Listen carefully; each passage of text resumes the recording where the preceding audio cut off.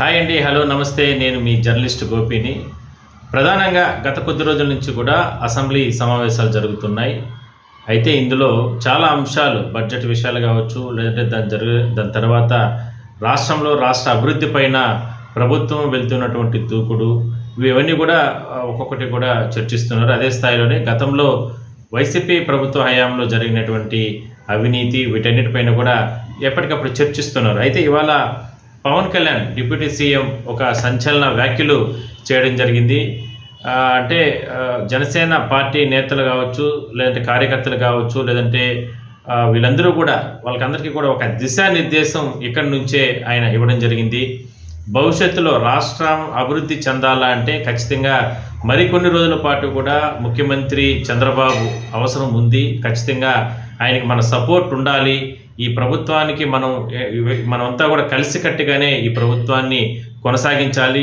వచ్చే 10-15 సంవత్సరాల పాటు కూడా ఈ రాష్ట్రం బాగా అభివృద్ధి చెందాలా అంటే అమరావతి పునర్నిర్మాణం జరగాలన్నా, పోలవరం లాంటి ప్రాజెక్టులు కంప్లీట్ అవ్వాలన్నా, అదేవిధంగానే కేంద్రం నుంచి వచ్చేటప్పుడు నిధులు వాటన్నిటిని కూడా సక్రమంగా తీసుకురావాలన్నా మనం అందరూ కూడా ఇక్కడ కలిసిమెట్టుగా ఉంటేనే, అంటే జనసేన, తెలుగుదేశం, బీజేపీ ఈ కూటమి అనేది భవిష్యత్తులో అంటే అందరూ కూడా అంటే కొంతమందికి అపోహలు ఉన్నాయి.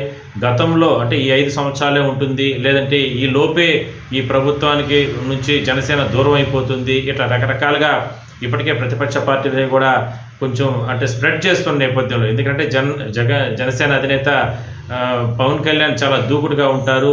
మరి చంద్రబాబు తెలుగుదేశం పార్టీ అధినేతకి వీళ్ళిద్దరి మధ్య ఎక్కడోసారి గతంలో కూడా క్లాష్ అవుతుంది, ఆ రకంగానే అవుతుంది అంటూ కూడా రకరకాల ప్రచారం జరుగుతుంది. ఆ ప్రచారంలో వెంటనే అంటే వీళ్ళందరూ కూడా త్వరలో విడిపోతారు, దానివల్ల ప్రతిపక్ష పార్టీలకు అవకాశం ఉంటుంది అనేటటువంటి ఆలోచన వాళ్ళు ఉన్న నేపథ్యంలో దీనికి ఒక క్లారిటీ ఇచ్చేందుకు జనసేన అధినేత పవన్ కళ్యాణ్ అసెంబ్లీ వేదికగా ఒక సంచలన వ్యాఖ్యలు చెప్పడం జరిగింది. మా కూటమి ప్రభుత్వం ఇలానే కొనసాగుతుంది, మరో 10-15 సంవత్సరాలు ఈ రాష్ట్రం అభివృద్ధి కోసం ఏ త్యాగానికైనా సిద్ధమే. అది జనసేన పార్టీ అధ్యక్షుడిగా తాను కావచ్చు, జన సైనికులు కావచ్చు, ఎవరైనా సరే, ఎవరు కూడా ప్రతి ఒక్కరు అందరూ కూడా కలిసికట్టుగా ఉండి మరో 10 సంవత్సరాలు అవసరం వస్తే ఇంకొక 5 సంవత్సరాల పాటు కూడా చంద్రబాబు గారి నాయకత్వంలోనే ఆయన ఏమి దిశానిర్దేశం చేస్తే దాన్ని ముందుకు తీసుకెళ్లేందుకు తనతో పాటు ప్రతి ఒక్కరూ కూడా ముందుంటామంటూ కూడా మరోసారి స్పష్టం చేశారు. ఇది ఒక మంచి శుభ పరిణామంగానే మనం చెప్పుకోవచ్చు. ఎందుకంటే రాష్ట్రం అభివృద్ధి చెందాలంటే పునర్నిర్మాణం జరగాలన్నా, అమరావతి కావచ్చు, లేదంటే సంక్షేమ పథకాలు ఇవన్నీ కూడా కొనసాగాలన్నా, లేదంటే ఎక్కడా కూడా అంటే ఇప్పటికే గతంలో జరిగినటువంటి ఇష్యూస్ ఉన్న కారణంగా చాలా ప్రాంతాల్లో మౌలిక వసతులు గ్రామాల్లో కావచ్చు, లేదంటే పట్టణాల్లో కావచ్చు చాలా రకాల ఇబ్బందులు ఉన్నాయి. కాబట్టి లోటు బడ్జెట్లో ఉన్నప్పటికీ కూడా వాటన్నిటినీ ముందుకు తీసుకెళ్లడానికి ప్రభుత్వం ఎంతో కృషి చేస్తుంది.